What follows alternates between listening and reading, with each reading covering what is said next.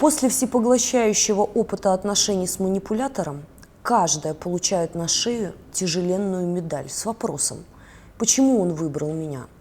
Такая мысль является верным признаком выздоровления и освобождения, потому что когда ты избавляешься от зависимости, наступает момент поиска понимания, что к ней привело. Ответ на этот вопрос важен, потому что без ответа на него можно ненароком получить еще вторую медаль, а потом и третью. Можно вообще стать чемпионкой мира по бегу по граблям. Собственно, для того, чтобы грабли, как аллегория, навсегда исчезли из твоей жизни, были написаны мои романы. Начнем с первого вопроса. Почему он выбрал меня? К сожалению, самое сложное в процессе выздоровления после отношений с мучителем – это заниженная самооценка, на которой он взращивал твое тотальное чувство вины. Жертва настолько привыкла винить себя во всем, что в какой-то момент начинает искренне верить в то, что сама виновата в появлении этого принца в своей жизни. Я в этом виновата? Запомни, ты не виновата. Их жертвы – это всегда успешные, умные, уверенные, красивые женщины. Обвинять себя сродни тому, что думать: меня ограбили, потому что у меня есть деньги.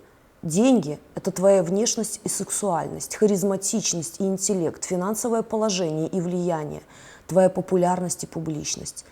А вот какие деньги у тебя есть и почему привлекли игрока – вопрос индивидуальный. Поэтому повторюсь, ты не виновата в том, что наличие денег привлекло игрока. Но буду честна до конца, ты виновата в том, что не дала ему под зад при первых признаках. Есть только 3 причины, почему ты этого не сделала. Первое. Преступный оптимизм. Мы наивно полагаем, что нас это не коснется. Глобальная ошибка общества. Все делают вид, что проблемы пикапа и манипуляции их не касаются. Словно все то, о чем я пишу, происходит где-то на другой планете. Люди, оглянитесь. Это происходит с кем-то рядом, на ваших глазах, постоянно. Как со мной вчера. Иду в супермаркет, думаю о следующей статье. И слышу крик с балкона соседнего дома: «Бабушка!» Он кричит девушке, и она уже на старте подняться к нему и рассказать все, что о нем думает. В мире, где господствует интернет, манипуляция стала реальностью. И к ее использованию в отношении себя пора начать относиться как к ограблению. Почему, когда мошенник, применив эриксоновский гипноз, забирает у жертвы кошелек, на него можно написать заявление в полицию, а когда манипулятор использует тот же метод – нет? Манипулятор получает бесплатный труд, влияние, финансовый ресурс, популярность и многое другое. И в том и в другом случае жертва отдала свой ресурс сама. Почему цыганок мы опасаемся, а манипуляторов нет? Почему в детстве нас пугают мошенниками, а манипуляторами никогда? Когда-то ты приняла появление интернета. Теперь придется принять, что техниками манипуляции владеют многие люди. И с каждый день их становится больше и больше. Вторая причина – это отсутствие понимания масштабности проблемы. Мы думаем, он изменится, и даем ему шансы. Из-за преступного оптимизма мы ошибочно полагаем, что манипуляция – это детская игра, которой игрок управляет. Из-за собственного невежества, отсутствия знаний нам кажется, что это безопасно. И еще страшнее, когда ищем причины в себе, потому что учителя позитивного мышления учат: изменишься ты, изменится он, нужно прощать. Поэтому, когда я где-то слышу: это ты виновата в том, что он к тебе так относится, мне хочется кричать на весь мир: закройте рот этому учителю скотчем. Он добивает психику жертвы, которая и без этого горе-учителя уничтожена. Как можно не понять очевидных вещей?